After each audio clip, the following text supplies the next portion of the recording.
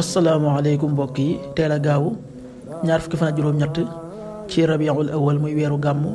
di ñetteelu weer ci atum junni ak ñeenti téeméer ak ñeent fukk ak juróom ci gàddaay yonent bi sallallahu alayhi wa sallam dëppoo fukki fan ak ñeent ci weeru octobre ci atum ñaari junni ak ñaar fukk ak ñett ñaar fukki fan ak juróom-ñett bokkul ci lim yu fàtti lim bu rafet la kon tey ci gaawu bi rafet na li ci gën a taamu mooy ku ca watu gaawu bu nekk des cee tere waccandiku ku ca sangu wala ku ca fóot ñaar fukki fan ak juróom-ñett ci weer wu nekk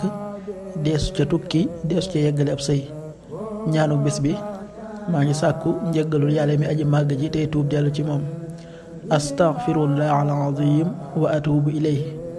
astaghfirullah al-azim wa atubu ilayhi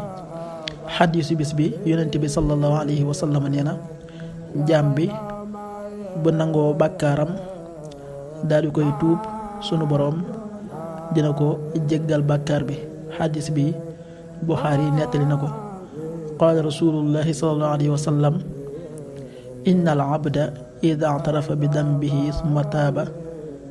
allahu alayhi rawahu Buxaari. waxtu julli suba waxtam dana tàbbi 5h43 juróomi waxtu yu tegal ñeent fukki simili ak ñett tisbaar 13h20 benn waxtu yu tegal ñaar fukki simili takkusaan 16h20 ñeenti waxtu yu tegal ñaar fukki simili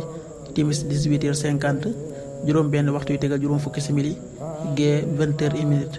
juróom ñetti waxtu yu tegal benn simili loolu mooy waxtu julli ci Touba ak li ko wër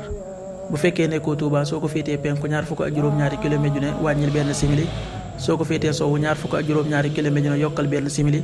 soo ko féetee gànnaar wala Saalum téeméeri kilomètre ju ne yokkal benn simili jant bi dana fenk 6h58 juróom benn waxtu yu tegal juróom fukki simili ak juróom ñett di so 18h46 juróom benn waxtu yu tegal ñeent fukki simili ak juróom benn yàlla na nu yàlla nangul te nangul leen amin